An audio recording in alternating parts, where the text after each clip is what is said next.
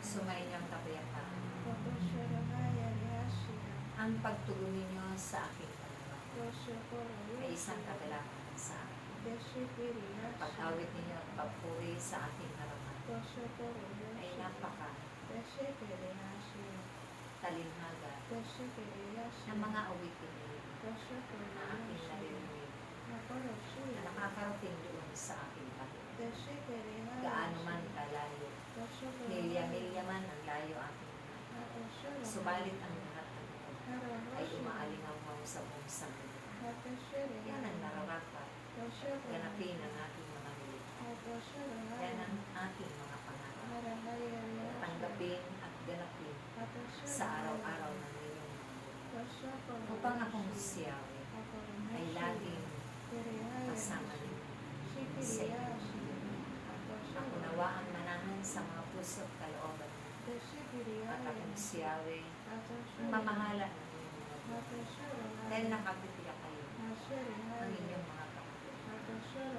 Tamang landase ang siya ninyong daraanan, lalakaran sa mundong ibabaw.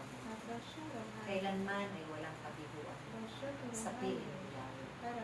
Kung kayo man ay nakakaranas ng mga pag-uusig sa mundong ibabaw, huwag ninyong bigyan pansin dahil yan ay salita lamang ng kapwa tao sa mundo. Ang iintingin ninyo at unawain ang dinilaya ay aking salita.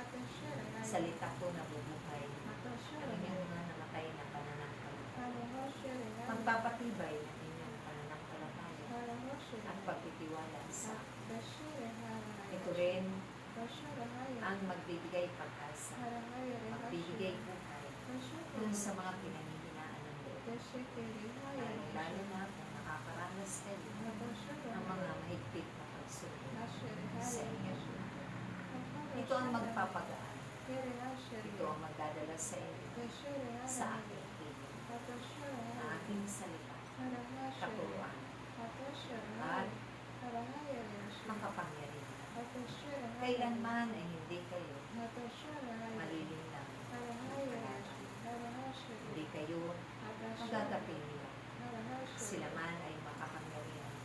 Subalit higit na mas makapangyarihan ang inyong amang nasa harapan ninyo. Kaya't akong siyawe, ano man ang inyong kahilingan, ano man ang inyong ipinapanalangin para sa kapwa, ako yun. Ano man ang inyong mga mithiin sa inyong mga buhay, ako yun. Ano man ang nagbibigay kasiyahan sa inyo, ako yun. Dahil ang aking salita ay tunay na nagkatawang tao. Isinugo ko sa mundong tao at siya ang inyong tagapagligtas. Siya mismo ang inyong tinatanggap sa oras ng banal na komunyon. Dahil yan ang kanyang katawan at dugo upang linisin ang inyong buong katauhan, upang palakasin ang inyong buong katauhan. Higit na pagkain ang inyong kaluluwa at espiritu. Kaya't hindi kayo mananamlay, magiging matatag kayo, dahil kailanman hindi kayo mauumaw, hindi na kayo magugutom. Yan ang pagkain na hindi nasisira, mula sa aking panaharian na bumaba dito sa lupa, at kailanman walang sinuman makakapantay sa kanyang kapangyarihan. Kaya't aking mga anak, panaligan ninyo at pagkatiwalaan ninyo lahat ng aking sinasabi, lahat ng aking itinuturo, lahat ng aking paalala, lahat ng aking babala at mga pagtitipid, upang kayo ay hindi mapahamak, upang kayo ay nagdasalahan. Dahil akong siyawe, ako lamang ang inyong paglilingkod at pasasaganain ko kayo sa lahat ng bagay. Hindi na kayo muling makuuhaw at magugutom. Ilalayo ko kayo sa mga mabigat at mabigat.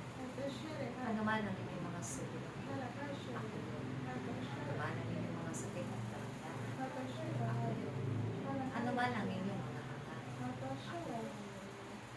Magpakatibay kayo. Sundin niyo ang aking mga mahal dahil pinag-utos. Dahil yan ang aking kaloob. Tinakda ko kayo ng tagapanalangin at tagapagtaboy ng mga salo. Kalundin ng mga buhay at kaluluwa sa purgatorio. Kaluluwang gala dito sa upang marating nila ang aking kaharian sa pamamagitan ng inyong mga pananalangin na may pagkakaisa nakatitiyak kayo hindi kayo sumainyo ang aking paspas sa ngalan ng Ama, ang Anak, ang Espiritu Santo. Praise God.